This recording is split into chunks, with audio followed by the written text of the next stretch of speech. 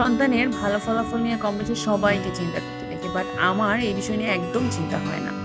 আসসালামু আলাইকুম সবাইকে। হাজির হয়ে গেছি সুন্দর একটা রেস্টুরেন্ট থেকে। এসেছিলাম একটা ট্রিট নিতে, তাও আবার বাচ্চাদের বাবার কাছ থেকে। ওই যে বললাম সন্তানের ভালো ফলাফল, তো হ্যাঁ, সন্তানের ভালো ফলাফল উপলক্ষে বাচ্চাদের বাবা আমাদেরকে ট্রিট দিতে নিয়ে এসেছে, বিশেষ করে আমার ছেলেকে। তো সেই উচ্ছলে অবশ্যই আমি আর আমার মেয়ে তো বোনাস পাবোই।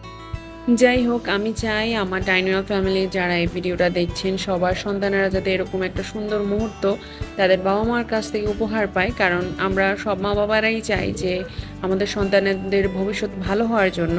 আমরা সবসময় কি করি, দেখা যায় যে রেজাল্টের জন্য শুধু ওদেরকে পড়ালেখাতেই রাখি, পড়ালেখাই করাই, বেশি বেশি প্র্যাকটিস করাই, বাট ওদের যে ছোট ছোট চেষ্টা সেগুলোকে আমরা উৎসাহ দেই না, সেলিব্রেট করি না। ট্রাস্ট মি, আমার ছেলের কোনো হোম টিচার নেই, তারপরও আমার ছেলে সেই প্লে থেকে আমার কাছে পড়ছে, সেই হিসেবে আলহামদুলিল্লাহ যতটুকুই রেজাল্ট করছে দেখছি যে অনেক মা বাবাদের কিউরিসিটি আমার সন্তানের রেজাল্ট নিয়ে। আলহামদুলিল্লাহ আলহামদুলিল্লাহ। সেই সাথে আমি যেহেতু রানিং স্টুডেন্ট, আমি এটা খুব ফিল করি যে কোনো স্টুডেন্টই চায় না যে তার রেজাল্ট খারাপ হোক।